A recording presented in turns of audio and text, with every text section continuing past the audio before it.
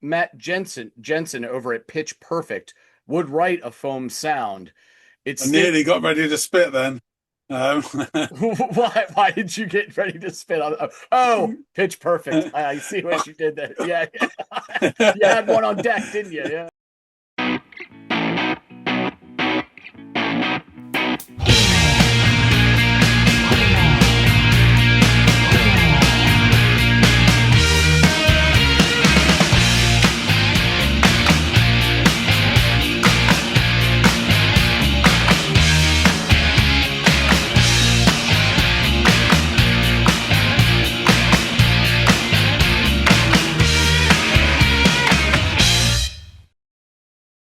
Hey, everybody, and welcome to another episode of the Audiophiles.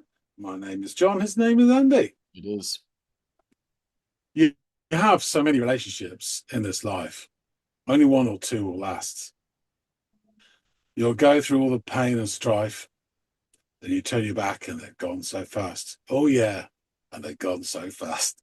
More that later, perhaps. But first, we're trying to listen to Search by Andy. Andy, what have you got in store for us all today? I have got an act called Foam, Foam, stylized in all caps, and a track by them called Sleep. Now, I would imagine you've got no familiarity with these guys, right? No, it doesn't ring any bells at all. Yeah, that doesn't surprise me too much, and I'll explain why a little later, but that's good to know. Please go off and give this thing a spin, and let us all know what you made of it on the other side. Will do.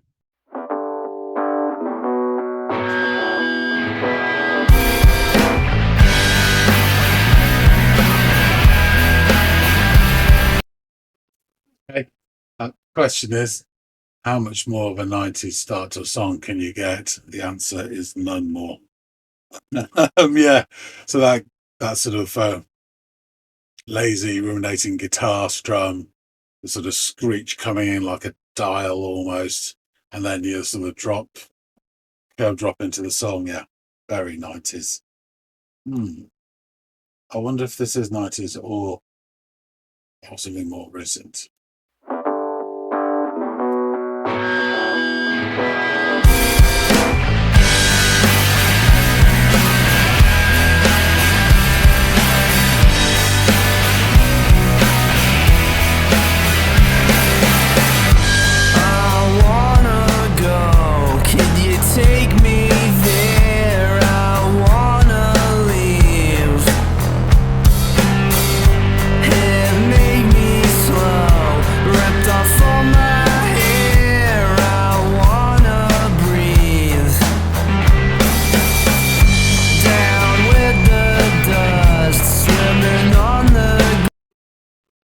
There's like a whole shopping list of bands that you could quite easily mention here. There's elements from each one of them, but it's really nicely done. I don't want to take anything away from it, but do you have that like buzzing bass and then sort of guitar? It's almost like texture.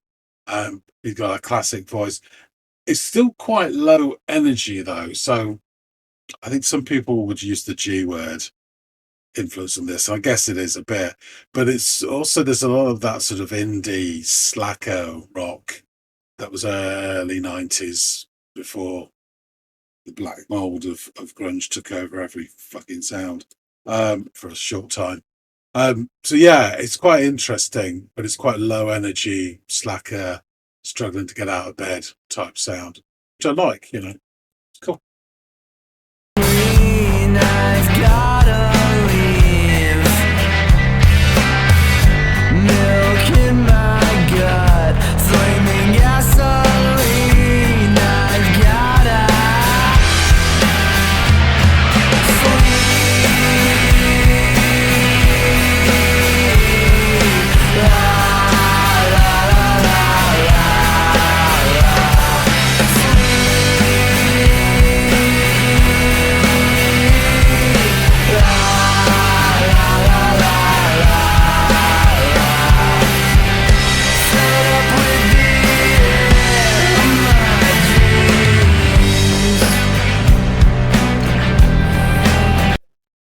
that was really interesting. That must have been the chorus, obviously. There's a few points there. So he says something about, I think it was milk in my gut, flaming gasoline. I gotta.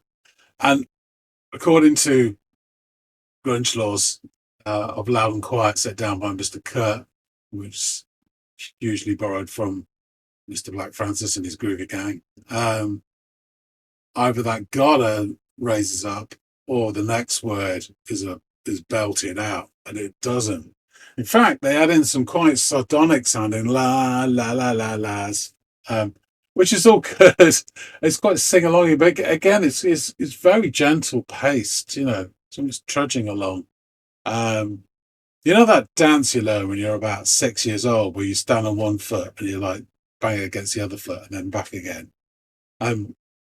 You can imagine that to this. But yeah, it's very nice. I like it. And then the second part of the chorus, I didn't quite catch the lines, but musically, I wouldn't know how to define this. But it kind of goes into a minor thing. It's softer and it's less strong, so it sort of tails off rather than this sort of sing along couple of lines and then it kind of goes down. I don't know the musical way of expressing myself at all.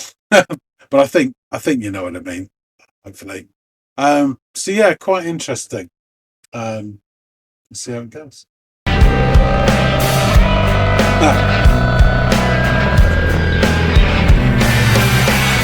Bring on the rust, I swear in my dreams I've gotta leave. Make me a bug, all I'll ever. Sorry, I'll try not to do too much. Rhythm section's like really simple, that buzzing bass. The drum pattern's really simple. It's quite woody sounding when it's the toms. And then the guitar over the top is embellishing. Not as much as someone like Pixies, for example. Black Francis did rhythm guitar in there as well. But he's adding little bits of texture and little buzzes and whizzes, which I find really interesting. And I think if you listen to this again and again, you'd hear more and more each time. But yeah, I'm enjoying this.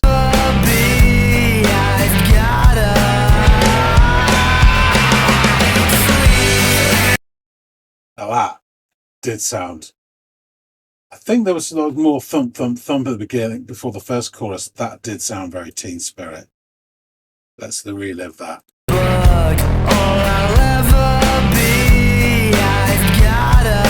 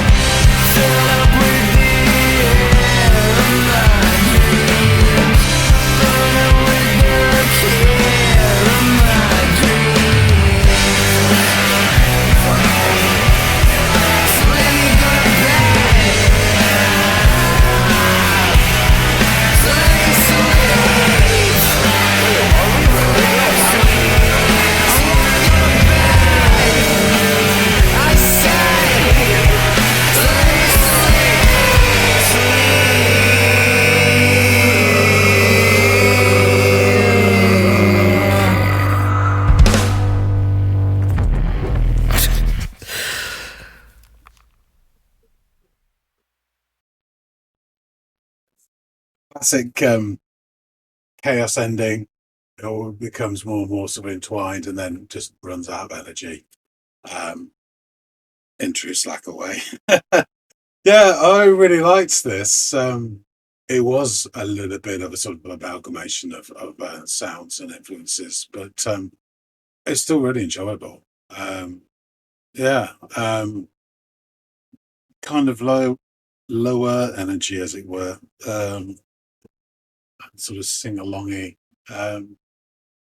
Yeah, I think the overall sound was really nice. I like those guitar sort of fizz bangs that were coming in. And I thought the drum had a really nice sound to him as well. It was pretty simple. He did some nice fills. That sort of middle section before they dropped down and came back to the chorus, that could have gone on for a bit longer and expanded a bit more, but that's just me wanting something else. I really enjoyed it. So I didn't do anything wrong there. So yeah, this is cool. I wonder, I have a feeling that this is a modern band rather than a hidden gem in the 90s. But we need to find out more about foam. So let's go back and chop it up with Andy. All right, John. Despite the name, you are wide awake. So, what did you make of this track, Sleep by Foam? First off, I have to address one thing, and that is the thumbnail of the video.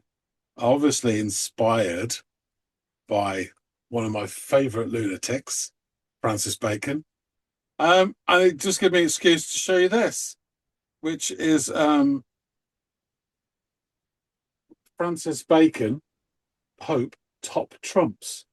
This is a limited edition made by my good friend Rob. There in 2009. It says number 2 of 5. Well, and so yeah, a very limited edition. And yeah, if I just show you, because you know those particular paintings are based on a certain pope, which Francis Bacon then decided to take apart. And yeah, so he's done a whole top trumps, and we have yes, we have the date, we have fame, meaning, size, and bleak factor. You will not be surprised to know that this has a bleak factor of 84, whereas this has a bleak factor of 100. of course, yeah. But then there's another, he's, you know, mashed up with other pictures in there. And then my particular favourite is Francis, the artist at work, with a couple of sides of like, and then which makes sense when you see this painting and you think, Yeah. oh my god. I mean, he's an absolute lunatic, and I love him and I love his artwork. So that made my day, just seeing that as a thumbnail. Well, it's so funny. it inspired somebody to do a similar version of his work. It's funny that you mentioned the thumbnail because I was actually taken to a different artist, who is Sebastian Kruger, who's a German artist, and I think I've shown you snippets of his book called Stars, and he also did one called Stones. And the Stars is myriad different, you know, artists, actors, actresses, models, all these cultural icons. And the other one's just, you know, paintings that he's done of the Rolling Stones, but it's very similar in the aesthetic and the artwork, and he does degrade the subjects or exaggerate or caricaturize them with these extremes in his art. And there's a lot that looked very similar to the thumbnail in this. So it's nice. It's a roundabout way of saying I'm glad that thumbnail resonated with both of us for different reasons. It is a cool ass thumbnail for sure. So It's definitely, it's nice to see a bit of artwork as well. yeah. So anyway, the song starts, and the intro gives us several massive clues as to the inspirations for this track. I think the chief one being Saved by the Bell. Stay with me. So we start with some ruminating strums on a guitar, classic 90s sound. Saved by the Bell ran from 1989 to 1993, so it's right in the sweet spot. And then comes the next sound, which is Dustin Diamond, yes, screech. And it's kind of what I call a screech dial. It sounds like you're torturing the radio. very much was done in the 90s to songs as a way of sort of honing in then on the song proper, and we get this curb drop, no ollie, as the entrance to the song. And I have to be honest with you, that's where my Say Brother Bell finishes, really. So it's just an excuse to say it and to mention Dustin Diamond. But anyway, so You're abandoning Slater and Kelly and Zach and Mr. Belden, all of them. You just want to I screech. fucking hate that blonde kid. But anyway, these sweaters. Yes. Um, Uh, anyway, in comes the song, proper, and it has that slightly slacker vibe to the yeah. song as the vocals kick in. Honestly, you could cite a shopping list of bands that you could pick out little bits of influences from, which I won't do, but mostly from that sweet period, which I mentioned before, just before the G word infiltrated everything like black mold. Now, I'm sure some people would suggest that it has a little bit of grunge to the feel, but it's a lot more Cobain than Mudhoney in terms of grungy feel. So anyway, I think I get I want to go, and he'd take me there. I want to leave. And then he carries on. He's got a very nice slacker vocal style that fits this perfectly. Absolutely. The bass buzzes while the guitar sort of crackles texture. And the drummer hits a very simple beat, but it's that lovely sort of woody sound to it. After a couple of lines, the guitar then adds a simple riff as a lot of jagga jagga. It's a little bit of movement to the proceedings. Otherwise, we're never going to get out of this fucking bed. As we approach the chorus, I think he sings something along the lines of "Milk in my gut, flaming gasoline. I've gotta." Now at this point, either the gotta or whatever comes next would be elevated into a Dustin Diamond moment, to follow the grunge laws set out by our good friend Kirk, via Black Francis's Groovy Gang. But no, we get a drop in tone and a few sort of bass drum thumps before he then comes in with sleep and then la la la la la las, which is repeated. And then there's another line which I couldn't grab, and it ends something about in my dreams. This all feels a lot more sing along. Particularly with the additional vocals on the Lars, and it all has a very gentle pace to it as well. I think I've written here, the kids aren't moshing to this tune. I think I said in the reaction, that dance you learn when you're about 6 years old, where you like stand and one foot goes to the other foot and then back again. That foot goes to that. You could do that to this song quite comfortably, and it's not a criticism, but it's yeah. And the other interesting thing is and again, it's hard to describe without having the musical terminology, which I don't. But the following, so the two lines, sleep la la la, sleep la la la, and then that third line, which is maybe third or fourth line, the way the chords change, it goes very minor, and it's almost like a sigh or something. I want to say it's weaker, but I don't mean that in a negative way. Yeah, It's I know just it's exactly what you mean. It's not as forcible or as poppy as the other stuff. And again, I don't mean that in a detrimental way either.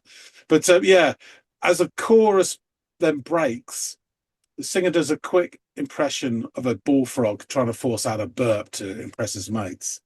That sort of vocal fry, that crack, and yeah, for some reason. Anyway, next verse, similar setup. We have a little more additional guitar twiddle. And then the sort of little bit, the 3-second part, which I described, before the first chorus, where he goes gotta, and then we had this bit here. I had to rewind it. It sounds even more like the entrance to the chorus of Teen Spirit. It really does. It's only like a tiny bit. Second chorus we have, and then it goes into a musical interlude. We get this really nice buzzy guitar, which starts throwing some shapes, while the drummer does a really nice fill. And it meanders for a bit, and this honestly could have gone on for a bit longer. I think they could have let that run. but sort of does how many bars it does, and then it all dips down briefly for a line or so we get a bit of isolation, and then back into the big chorus. And if you're not singing along with the Lars now, you never will be.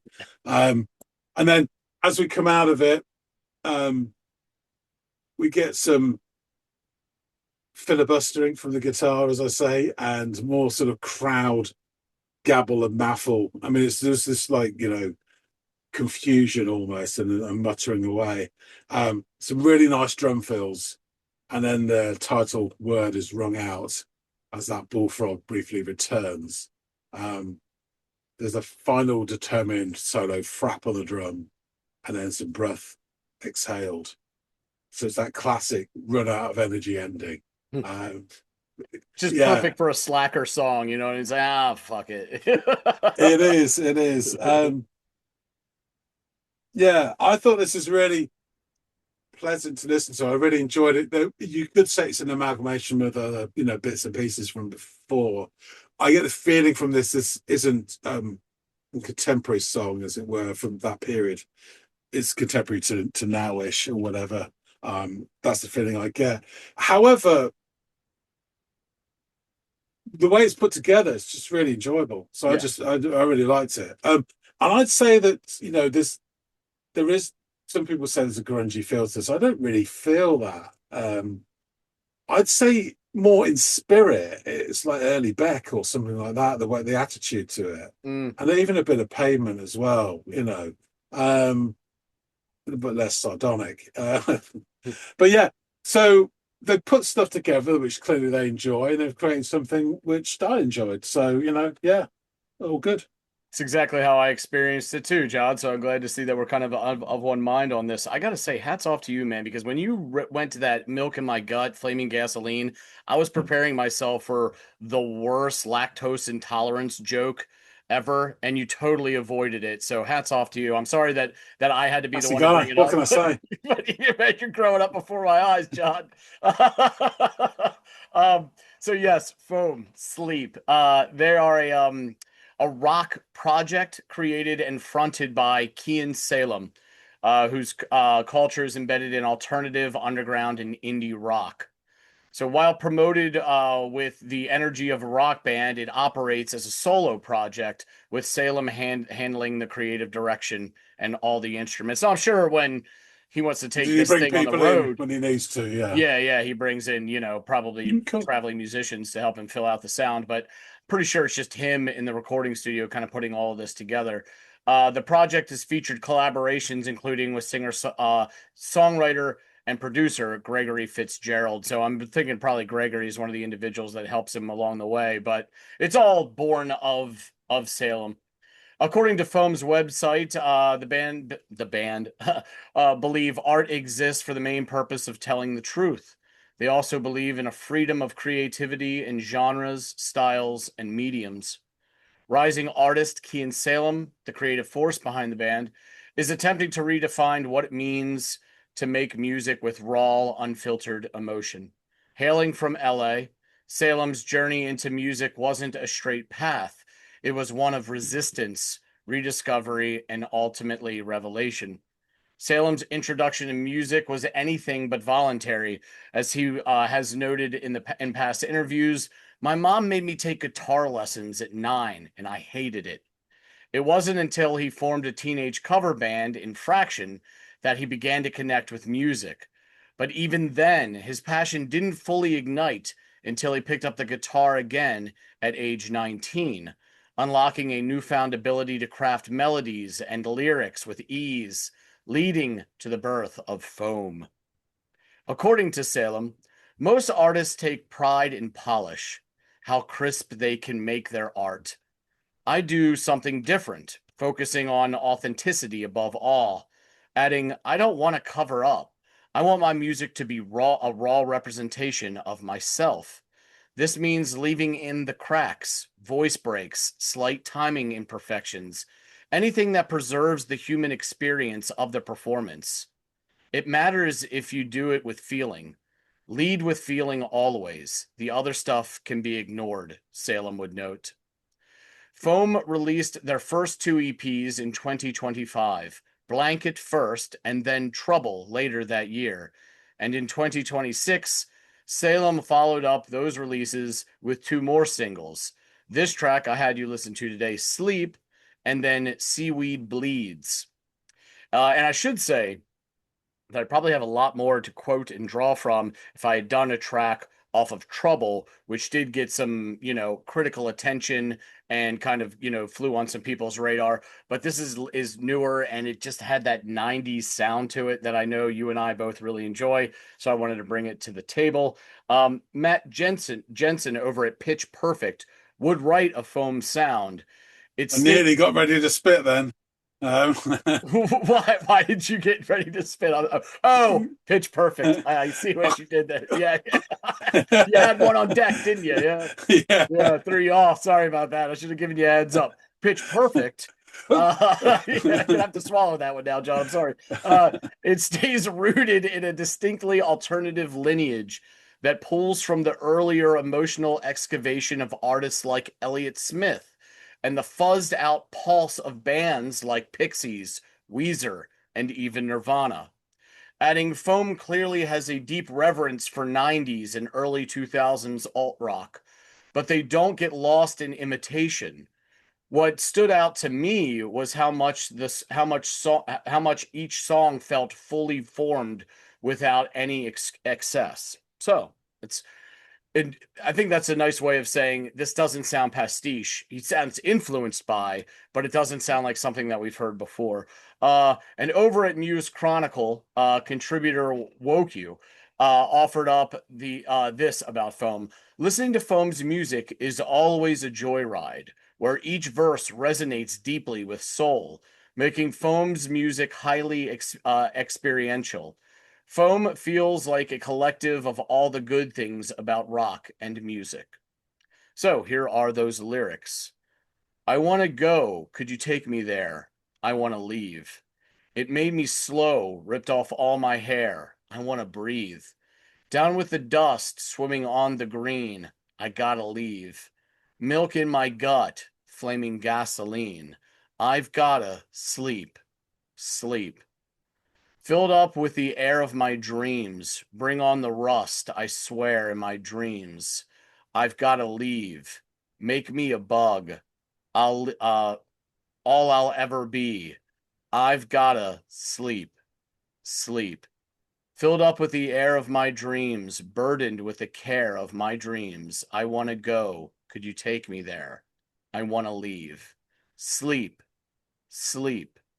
Filled up with the air of my dreams, burdened with the care of my dreams. Let me go to bed. Let me sleep. I want to go to bed. I said, let me sleep.